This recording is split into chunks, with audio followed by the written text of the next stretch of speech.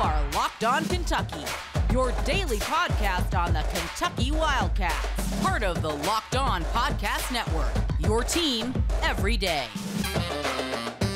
All right, what's going on, Big Blue Nation? Welcome on into Locked On Kentucky, your daily Kentucky Wildcats podcast. I'm your host, Lance Daw, writer for Sports Illustrated for various SEC-related things. But on this podcast specifically, we take a dive into all things Kentucky athletics. On today's episode of Locked On Kentucky, going to be talking a little Kentucky basketball. Going to give you guys some reasons why the Wildcats should be the #1 overall team in the preseason AP Top 25. Also going to be talking a little Kentucky football. There is a popular rating system out there that currently has Kentucky football unranked. They are not inside the top 25.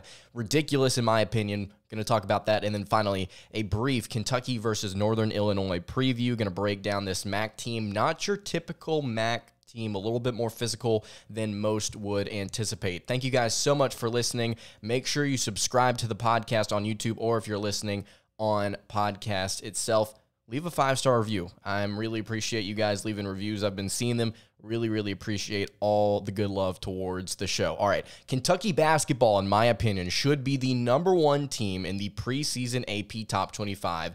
That will be released here, I believe, in about a month and a half, give or take, somewhere around there. I'm going to go through the 3 other teams that Kentucky will likely be inside the top 4 with, and I'm going to explain why Kentucky should be ahead of that team in the AP poll. There's one team in particular that I want to start with here that I think will likely be #1 in the AP, but I think the Wildcats should be ahead of them. The North Carolina Tar Heels. After making the national title last year as an 8 seed, they've got a ton of experience returning this year, a lot of hype around this Tar Heels program. The 3 things they've got going for them, like I mentioned, experience. They've got a lot of guys coming back. I believe 4 of their 5 starters return, if I'm not mistaken. They've got shooters. Caleb Love, RJ Davis were clutch in their tournament run last season. Caleb Love in particular, really special, especially in that Final Four game against Duke, for those of you that remember that game. Although, a couple rivals for the Wildcats, still really fun game. Caleb Love, huge part of that matchup. They've got shooters, they've got offense, they've got scoring. And then the third thing that they've got going for them this season, and this isn't necessarily in relation to them being #1 in the preseason AP poll, it's just if we're going to sit here and project down the line what these teams could potentially do, I think you have to look at the conference that they play in. It's kind of a mid-ACC, at least it looks like that to me, and it has been for a couple of years, to be honest with you. It's just kind of an year in the ACC. Duke lost a ton of talent. I think that Duke is going to contend still in the ACC conference, but that's kind of a redundant statement there, ACC conference. But still, Duke lost a ton of talent. But you have to ask, outside of Duke, who's going to contend with North Carolina? Who's going to go out there and actually contend with the Tar Heels? So those are the 3 things I think UNC has going for them. And then a couple points against them. May I remind everybody out there that Kentucky blew this team out on a neutral site last season, and you say, well, it's a new year, it's a different team. Well, again, I want to go back to a ton of returning experience for the Tar Heels this year. It's a very similar team that Kentucky played last year. So it's a team that Kentucky knows how to handle. It's a team that Kentucky did handle a year ago. So I think that the Wildcats, from a matchup standpoint, I think they would be favored in this game. I think that Kentucky's a better team if we're going to match them up individually. I think Kentucky would be favored, and they would be a team that would sit above them, in my opinion, therefore, in a ranking system. The second thing here, North Carolina at one point, I think people forget about this. At one point last year, UNC was 18-8 with this core of players.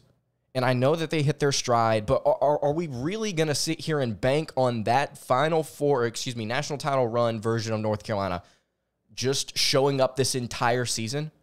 Are we banking on them not reverting back to that good form, but not elite form? Is this core truly deserving of that #1 ranking? Because at one point last year,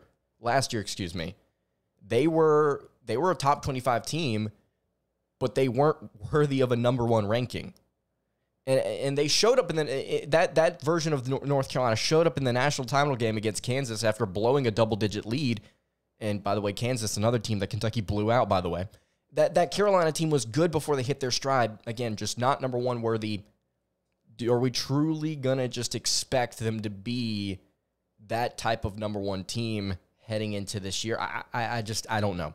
And then the final thing here, how does Pete Nance impact their season? And in case you did not know, Pete Nance, transfer from Northwestern. He's a power forward. He will play over the graduated Brady Manick.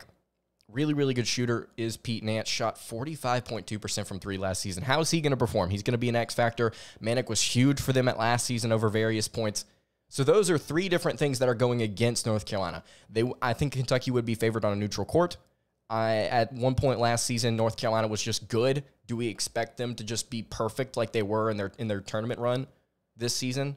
Or are things going to average out a little bit? And that's not to say that they're bad. It's just, does that mean they're the number one team in the country? Just looking at this core, does that mean that they're the number one team in the country? And then finally, how does Pete Nance replace Brady Manick? Does he play as well as Manick did?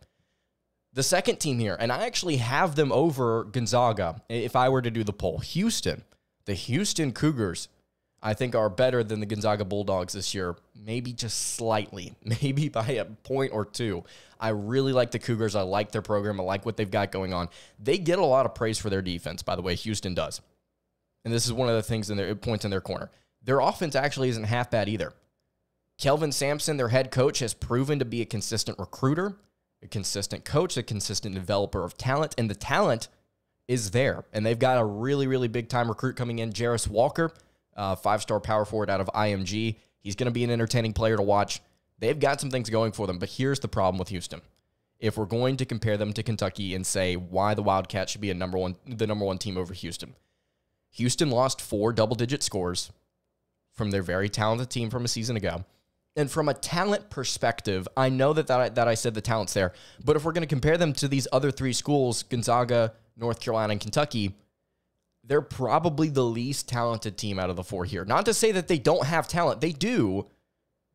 But whenever you get to this elite status and you're starting to compare star ratings and looking at these teams on paper, I think that Houston's probably the least talented. And that's a bad way to put it because they are a good team, but still. And then also, finally, the reason why I think Kentucky will be higher, Houston won't get slotted above any of these other three schools, in my mind. In the AP, they won't get put above North Carolina. They won't get put above Gonzaga, and they won't get put above Kentucky. The media, I don't think, is going to do that. And then the final team here, Gonzaga, like I've mentioned. The things that are going for them, Drew Timme is somehow still here. It feels like he's entering his 10th season of college, and it feels like somehow he's still going to have one more year of eligibility following this. I mean, he's been in the game for quite some time. They're really talented forward there. The roster is filled with scores. Now, they lost a couple of pieces, but Gonzaga knows how to score. They know how to run. That game against Kentucky is going to be a lot of fun. And that rhymed, goodness gracious. If we're talking preseason and regular season, this team is a really good team. So Gonzaga, I think, you could put them at number 1 if you wanted to. A couple things, though. Chet Holmgren is gone. Their talented forward/center. He is gone. Point guard, in my opinion, is a question mark for them. The guy that they have projected to start, they averaged like 5.5 points a game last year. I don't really know what they're going to do at that spot. I may be just completely unaware of a transfer or something that they're going to do to kind of patch that, but they've got some inexperience at a very important position. And then Kentucky, I think, will prove on the court this year that they are a better team than Gonzaga whenever they play. I think they're going to prove that. I think Kentucky's going to go out there and beat them. I think that right now Kentucky would be a better team on a neutral court. We're going to get to see that. It's just my opinion. I think from a matchup standpoint, Kentucky has just as much talent or more. They're more efficient in a variety of areas. I think when you talk about the preseason hype after seeing what they did in the Bahamas trip, I really like the momentum that they have. The Bahamas trip was a glimpse of what this team can truly do, not just on offense, by the way, not just getting out and running, but on defense. I think Kentucky plays better defense than a couple of these schools, specifically UNC and Gonzaga. I think that the Wildcats should be the number 1 team in the AP poll. You compare them to these three other schools, and I know that all of these schools are very close when it comes to talent and experience and coaching. It's a very elite realm that these schools currently find themselves in, but I think the Wildcats take the cake. If you've got thoughts on that, if you agree, if you disagree, leave a comment in the YouTube comments below, or you can hit me on the socials at LockedOnUK. It's going to be a fun season for the Wildcats. going to be a fun season. I want to talk about Kentucky football being unranked in a popular rating system.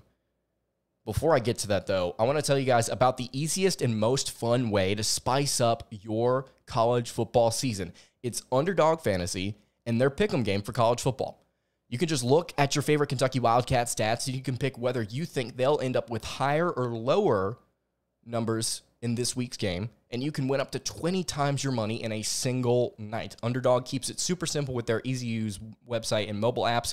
You can pick between 2 to 5 players for your pick'em slip, get all of your picks right, and you'll take home some cold, hard cash. It's simple to get started. Just head to UnderdogFantasy.com or download the app and sign up with promo code LOCKEDON. And Underdog will double your first deposit up to $100. Deposit $100, get $100 free. That's Underdog Fantasy, promo code LOCKEDON. All right, continuing along here on the Friday edition of Locked On Kentucky. Lance Dahl hanging out here with you. Kentucky football, as we all know, ranked number 8 in the AP poll as of right now. One of the top 10 teams in the country, according to the Associated Press. According to some of the rating systems, they aren't. Kentucky football finds themselves outside the top 25 in the latest edition of ESPN's Football Power Index, a.k.a. the FPI. Now, you guys know how I feel about the FPI. And I know a lot of you out there actually hold similar opinions about ESPN's Football Power Index. There are some interesting things to take away from it when you look at efficiencies and different things like that. But for the most part, especially early in the year, it's always on something. And we talked about the preseason rankings. We talked about Mississippi State being like a top 15, top 10 team or something like that. I mean, this thing's always on crack. Whatever it's having, I want a little bit of it. It's always on something. Kentucky sitting at number 26 in the FPI. And I'm going to get to the team that's above them in a second because it's laughable. But I want to talk about the reasons why Kentucky should be inside the top 25. And I know that there are some things mathematically that are holding the Wildcats back. Sure, that's fair. But I want to get to why I think in a rating system like this, just there are a couple of teams that are above them that even though this is a mathematical system for the most part, it's all numbers, I question why these teams are ahead of the Wildcats. Kentucky currently has a win over a top 25 team. If we're going to talk about strength of schedule, I mean, the Wildcats went out and beat the best team on their schedule that they've had thus far. They're 3-0. They're undefeated. And if you want to talk about efficiencies, defensive efficiency for the Wildcats is through the roof right now. They're actually, according to the FPI, number 2 in the country in defensive efficiency. Number 67 in offensive efficiency, and that's kind of what's holding the Wildcats back. But again, it's so early in the season, I just don't know if all these numbers are completely accurate and truly reflective of what's going to happen or what these teams are going to do / have done. By the way, for anybody out there just wondering, Kansas right now is the number 1 team in the country in terms of offensive efficiency, which, I mean, good for Kansas, but they played, Houston, West Virginia, and who? Yeah, no, thank you. So yeah, I think the Wildcats should at least be somewhere inside this top 25. I think it's a little ridiculous. And the funniest thing about all of this is there is a team with a losing record right above the Wildcats at 25. And that is the Notre Dame Fighting Irish at 25. You've got to be kidding me, right? Notre Dame 1-2, who lost to Marshall at home, could barely scrape by Cal, lost to Ohio State. You're telling me that this team in your rating system is better than Kentucky? It's just not. It's just, I don't want to say objectively not, because any team can beat any team, right? I mean, that's proven by the fact that Marshall beat Notre Dame, but if we're going to put these two teams on a neutral site right now, I think Kentucky wins by double digits. They win by 10 points or more, and I would be willing to bet a lot of money on that. In fact, I'd love to see Notre Dame in a bowl game just to crush them. There's no way that this system could sit here and truly say hey, you know what? We think that Notre Dame is better than Kentucky. Right now, Notre Dame is 58th in offensive efficiency, overall efficiency. They are, just check here, they are 91st in offensive efficiency. And they are, just pull it up here real quick, 44th in defensive efficiency. You have got to be kidding me. How is that team? It has to be something to do with strength of schedule and that being a huge factor or something. I don't know. But that's ridiculous. That is absolutely ridiculous. And I know that I'm sitting here complaining about a rating system that not a ton of people care about, but still. I think Baylor, a team at number 14, is ranked too high. I think Miami is ranked too high at 15. Wisconsin sitting there at number 19. I think that's a team Kentucky could beat. Oklahoma State, I think, is a team that Kentucky could beat. Cincinnati's at 23? Are we serious? Did you see their most recent game, where they were down to Miami of Ohio? It was like 17-7 or 17-0. They had to come back to win that game, and they eventually won it. But Cincinnati's not, if we're going to do a rating system, even a mathematical rating system should be able to say, okay, hold on now, guys. We truly don't think that Cincinnati is better than Kentucky. I mean, you look behind Kentucky, Iowa State is currently 3-0. Florida State's 3-0. NC State's 3-0. Syracuse is 3-0. BYU, I would argue, is a better team, even though they just got beaten to death by Oregon. I think that they're better than some of these teams here, right at the top 25 or just outside of it. I mean, this is... I would love to know more about how ESPN calculates some of these things, because in no world right now is Notre Dame higher than Kentucky in any rating system reasonably. It's just ridiculous. All right, Kentucky, not necessarily benefiting right now, I think, from the strongest strength of schedule in the world. And they have an opponent this week that they should beat, Northern Illinois. We're going to preview that in just a second. Before I do that, though, just want to remind you guys again, please subscribe to the podcast. We are so close to 2,500 subscribers on YouTube. Really, really excited about that mark. And then if you're listening on podcast, leave us a review. And don't just leave us a 5-star review. Leave a review. Tell us what you think about the show. We will shout you out whenever we get the chance. Would really appreciate that. All right, wrapping up the Friday edition of Locked On Kentucky, Lance Daw here with you. Before I get to this NIU preview, there was a question that somebody asked me on Twitter, and I wanted to get to it. By the way, I have compiled a list of questions that you guys have asked on YouTube, and I'm going to save it for a show, probably next Monday, probably next Tuesday, where I can break down everything that you guys have asked, because you guys have asked me quite a few questions that would probably take 2/3 of a show or a whole show to get to. But I want to get to this one question because I think it's really relevant to what's happening right now. This one comes from Zach Julian on Twitter, and he said, question for your podcast. Do you think there is any chance Stoops gets lured away from Kentucky for a Big Ten job, such as Nebraska or Iowa? Or would it have to be a prominent powerhouse program that opens? So this is something that we talked about a little bit earlier in the summer, about why I think it would make no sense for Mark Stoops to leave for... I don't remember if I said just about any other program, but I think a lot of programs out there, it would not make a whole lot of sense for him to jump ship because of the situation that he finds himself in at Kentucky. And all of you know this, and so I'm just going to go through it again quickly. He is in a position contractually where there are not a ton of expectations, and he can get to 7 wins, I believe, and get a raise or get extra money. And there are certain things that he can do within his contract that are really not easy accomplishments, but easier than before. There are easy accomplishments for him now where he can get to those marks consistently, like make a bowl or win a bowl or do these certain things that get him more money in his contract. And he's got a really long extension into the future to where he's got time now to start to raise expectations. And he's raising them currently. I mean, Kentucky's got their highest ranking, tied their highest ranking since 1977. Right now. So it's a great place that Mark Stoops is in. He is building a powerhouse in the SEC East. Do I think he's going to consistently find his way past Georgia?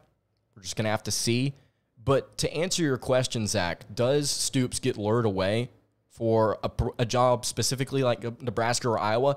I think Iowa would make more sense because he is an Iowa grad, but I still don't see him leaving Kentucky for that. I don't see him leaving. And I know that we've talked about Iowa and Kentucky being two programs, we talked about it on this podcast, where they're like the epitome of consistency, right? Or at least Kentucky has been for like 5 years now, 4 or 5 years, where they do the most with what they have. And Iowa has a little bit more of an opportunity to show that and actually get ranked and actually pick up more wins, I think, sometimes in the Wildcats because they play in such a weak, chaotic division. It's a little bit more difficult for Kentucky because they play in the SEC. But still, both these teams, for the past few years, the epitome of consistency. But if you are getting paid very well to coach at a school where you're making it happen, you're recruiting well, you got a top 15 class that you just brought in, you're winning, you're beating your rivals on the road in their house by double digits, you're doing things like that, I don't see why he would leave unless Iowa just drops the bag. And I don't think Iowa's just going to drop the bag. I also don't know when Ferentz is going to leave. I know that his OC, Brian Ferentz, I don't want to sit here and say, oh, well, this person should be fired or, well, this person should be fired. I mean, I think it's a pretty widely accepted consensus that Brian Ferentz is not a good fit for the Iowa Hawkeyes at offensive coordinator. But yeah, point being, I don't see Stoops leaving for Iowa, and I definitely don't see him leaving for Nebraska. Again, you talk about stability, and I know that they've got a really solid fan base up there in Nebraska. No, I just don't see them I just don't see him leaving the comfort of what he's got going. If it was a little bit more unstable here at Kentucky, I could see him doing it. I could see him making that stepping stone. And Zach also asked, would it have to be a prominent powerhouse program that opens? Auburn, I think, is a program that's going to open up here soon. Auburn is going to give him a look, but that's a pipe dream in my mind. That's not happening. So it would have to be, I think it would have to be like a really, really big-time program. Like a really big-time program. And I'm having a hard time thinking of a blue blood that could be opening up here soon because there's not a lot. Everybody's kind of found their guy over the past few years. Sark at Texas. Michigan State has found their guy in Mel Tucker. I mean, they're the places that you would think that are kind of like fringe blue bloods or like really good teams. They've found their guy. So, no, I don't think Stoops is going to leave, and it's less about the fact that, oh, Nebraska or Iowa stink. It's more about I just can't foresee him leaving the situation he's put himself in. He's just got an opportunity to win, make money, and build. He's got everything moving in the right direction. I don't see him leaving. All right, briefly, Kentucky, NIU, this Saturday, like I mentioned earlier, not your typical MAC team, the NIU Huskies. They are very physical, and they don't have the offensive yardage to show it. You would think if I say they're a physical team, oh, well, then they run the ball really well, or, oh, well, they've got a really good line of scrimmage on both sides of the ball. Not necessarily. They only average 154 rushing yards per game, which is bad, 218 passing yards per game, which is also bad. But they hit you in the mouth. They do try and run the football, and they do play. You go back and watch that Vanderbilt game. I mean, there's a reason they got up. They started hitting them, and they hit them early. And Vanderbilt didn't know what to do at first, and then they recovered because they're like, oh, we're an SEC team playing a MAC school. Whoops, let's win. The second thing here I want to point out, the defense for NIU, it's bad. It's really, really bad. They're 111th in total defense, 77th in rush defense, and their opponents have been Eastern Illinois, Tulsa, and Vanderbilt. 34.3 points allowed per game to those three opponents is just simply not good. It's just not. And I think the big question that everybody has going into this game is, okay, Kentucky shut out Youngstown State last week. Wasn't the prettiest game. Will Levis continues to throw a pick in just about every single game that he plays in. It doesn't matter who the opponent is. It could be some no-name FCS school. Will Levis is throwing that interception. Daggone it. But I think the question here is, how will Kentucky's offense operate? Will they operate cleanly? And can Kentucky run the ball on this team? Will they be able to run the ball? I think a lot of people would lean towards no. No, that's not going to happen. And I would probably lean that way as well. But at some point, you have to expect the rushing attack to at least put up decent numbers, right? You've had 3 out of these 4 games here to begin the season where you should be able to establish the line of scrimmage, at least better than they have. They haven't been able to do it.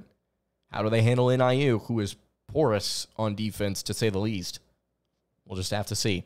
Everyone wants to make a big deal about Rocky Lombardi being Northern Illinois' quarterback. In case you don't know who that is, Lombardi is a former Michigan State transfer. He wasn't good at State, and to be honest, he hasn't been phenomenal with the Huskies either. I mean, he's off to a good start this year. 5 touchdowns, 1 interception for NIU's quarterback so far this season. But he's not a great quarterback. I don't see him lighting this Kentucky secondary up, especially with how improved the cornerbacks have been, how improved everything has been, to be honest with you. Everything has been better for the Wildcats on defense than I think it was a season ago. You may make some arguments about the D-line, but still, they're creating turnovers, which is something that Kentucky had a really hard time doing last year. They're getting stops consistently. That secondary is playing well. The final thing I want to point out here for NIU, if you think early, let's say NIU scores, and it's kind of like what's happened with Kentucky and their opponents this year, outside of Florida, maybe it's like, oh, well, they've kind of stuck in it for a while. Is there a chance that Kentucky fumbles this one away? NIU choked, and I mean they choked against Vanderbilt. They were up 28-14 in the third quarter of that game last week. They lost 38-28, excuse me. That tells me everything I need to know. This is a MAC school that tries to play hard, doesn't have the tools to do it. They've got a quarterback that is not as good as everybody thinks he is. And I think Kentucky should be able to win this game. I'm not going to give a score prediction. I just think that Kentucky should go out there and win. And I really, really do hope that they start to polish some things up on the offensive side of the ball, because Ole Miss on the road in Oxford in a week and a day is going to be tough. It's going to be really, really tough. Going to have a lot of fun previewing that game. But yeah, that's going to do it for today's episode of Locked On Kentucky. If you got any thoughts about tomorrow's game against the NIU Huskies, you can leave them in the YouTube comments below. You can also hit me on the socials at Locked On UK. Hey, you can follow me on Twitter at Locked On UK. And you can follow the show on Instagram at Kentucky Podcast. You can follow me on Twitter at @LanceDahl_. Again, any questions, comments, concerns, leave them all there on the socials or in the comments. I will see you all on Monday for another episode of Locked On Kentucky. Hope you guys have a great rest of your day, and God bless.